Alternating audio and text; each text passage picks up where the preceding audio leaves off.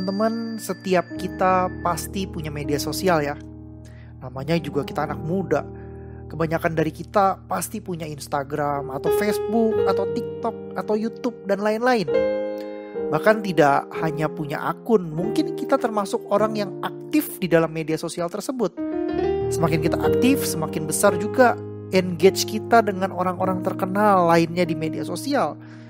Biasanya kita akan lihat tuh ya, dan bertemu dengan selebgram-selebgram, orang-orang yang terkenal di media sosial.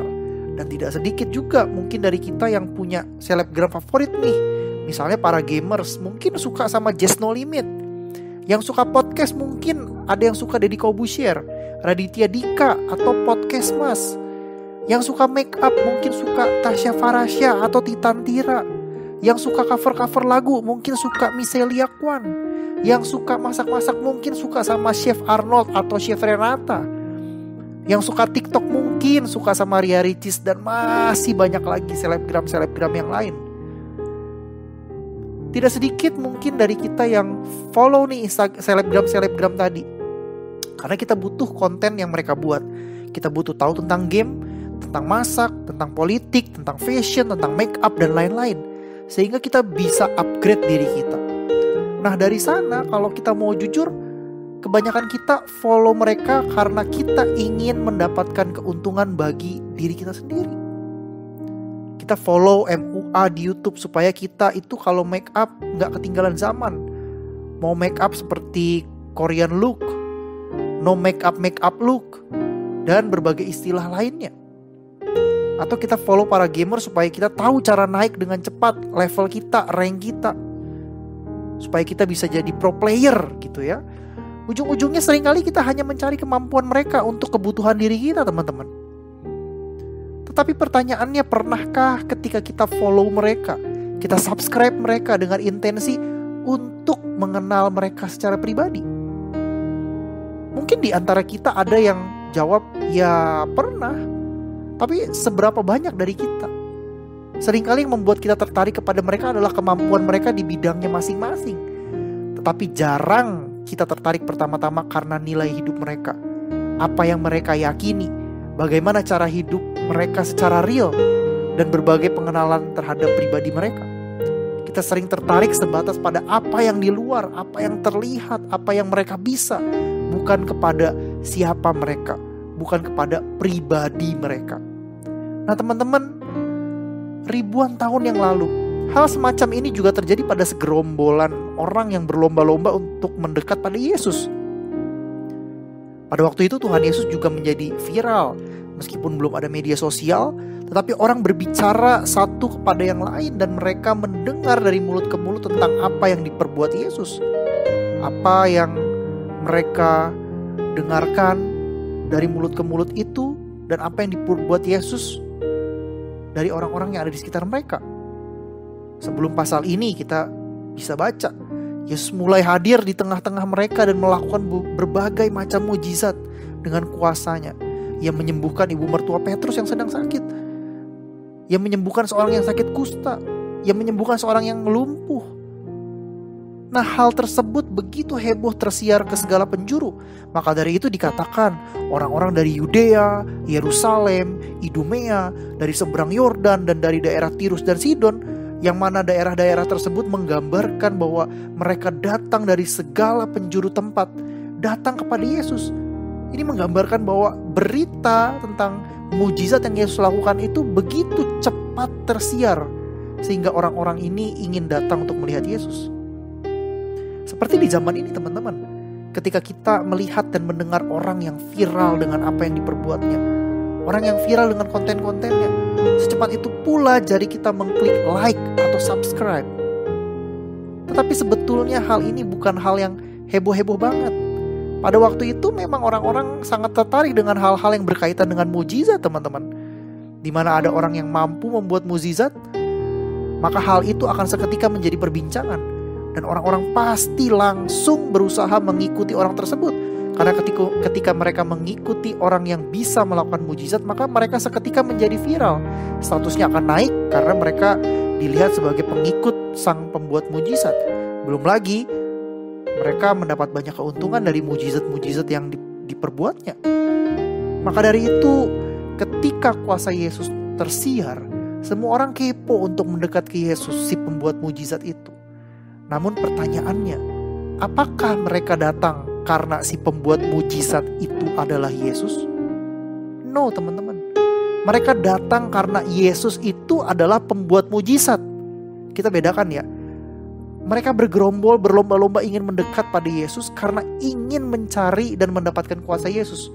Bukan karena mereka kepo kepada pribadi Yesus yang sebenarnya. Buktinya di ayat yang ke-10 dikatakan, semua penderita penyakit berdesak-desakan kepadanya hendak menjamahnya. Semua yang sakit datang kepada Yesus karena mereka memiliki kebutuhan. Apa kebutuhannya? Disembuhkan. Dengan apa? Dengan kuasa Yesus teman-teman. Mereka datang untuk mencari kuasa Yesus. Sekali lagi, bukan mencari pribadinya. Tetapi mirisnya teman-teman, tepat di ayat selanjutnya, ayat 11, justru iblis mendeklar apa yang tidak orang cari itu. Iblis berkata, engkau adalah anak Allah. Miris sekali teman-teman. Justru iblis yang menangkap dan sekaligus mengakui hal yang jauh lebih penting, yakni mengenai pribadi Yesus itu sendiri. Bukankah iblis tidak berkata, wow, kuasamu sungguh dahsyat. Melainkan iblis itu berkata, Yesus adalah anak Allah. Dan memang Yesus melakukan mujizat bukan untuk mencari orang-orang mencari kuasanya, tapi ia melakukan mujizat agar orang-orang mengenal bahwa ia adalah anak Allah. Teman-teman, kita manusia seringkali gampang jatuh untuk sekedar hanya mencari Tuhan ketika membutuhkan kuasanya. Namun jarang sekali dari manusia yang mau benar-benar mengenal pribadi Yesus itu sendiri. Kita hanya mau mengenal Yesus di luarnya saja, tapi enggan mengenal lebih dalam siapa Yesus itu. Padahal kalau kita mau merenungkan benar-benar, kebutuhan kita yang terbesar apa sih teman-teman? Gak ada kebutuhan terbesar selain kebutuhan kita untuk lepas dari dosa teman-teman. Sejak manusia jatuh ke dalam dosa, manusia terbelenggu dan menjadi budak dosa. Kita menjadi tawanan-tawanan dosa. Kebutuhan terbesar kita adalah untuk bebas dari perbudakan dosa ini. Dan Allah tahu akan kebutuhan kita. Namun Allah juga tahu bahwa kita tidak akan mampu bebas dengan kekuatan kita sendiri. Makanya ia mengirimkan anaknya yang tunggal, yaitu Tuhan Yesus Kristus, untuk turun ke dalam dunia, mati di atas kayu salib, mencurahkan darahnya untuk melepaskan kita dari perbudakan dosa. Teman-teman, sepanjang kita mengikut Tuhan, mengaku kita percaya Tuhan, apakah benar selama ini kita bersungguh-sungguh mencari pribadinya, bukan hanya kuasanya? Seberapa sering ketika kita berdoa, kita hanya berfokus meminta kesehatan, perlindungan kemanapun kita pergi, kecukupan, bahkan kalau bisa lebih minta pacar, minta studi yang berhasil, dan minta segala sesuatu yang kita inginkan.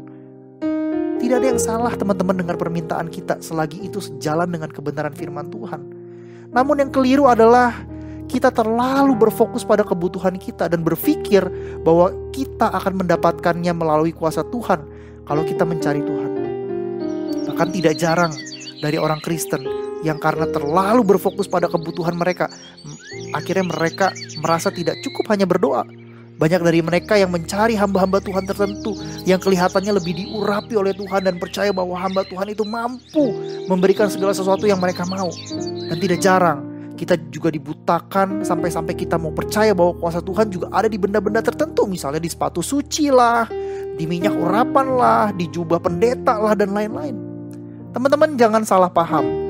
Tuhan bisa menyatakan kuasanya lewat siapapun dan benda apapun.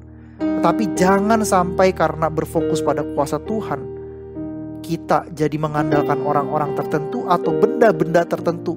Atau bahkan kita lebih mencari orang-orang itu dan benda-benda itu daripada pribadi Tuhan itu sendiri. Bukan itu yang Tuhan inginkan, teman-teman.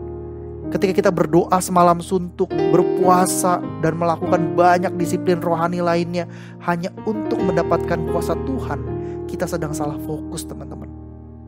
Bukan itu yang Tuhan inginkan. Mengenal pribadi Tuhan secara personal, siapa Tuhan, siapa Yesus bagi hidupmu secara pribadi, itu yang Tuhan mau. Bukan hanya Yesus yang mampu melakukan mujizat demi mujizat, tetapi lebih daripada itu, teman-teman. Yesus yang begitu mengasihimu dan mengasihiku, orang-orang yang berdosa ini, sehingga mau mati untukmu dan untukku, dan mau berelasi secara pribadi kepada setiap kita melalui pengorbanannya di kayu salib. Ia mau mematahkan barrier, penghalang antara kita dengan Allah. Yang dulu kita tidak dapat berelasi, sekarang kita bisa berelasi. Ia mau dikenal sebagai Tuhan yang mengasihi kita dan menebus setiap kita. Amin.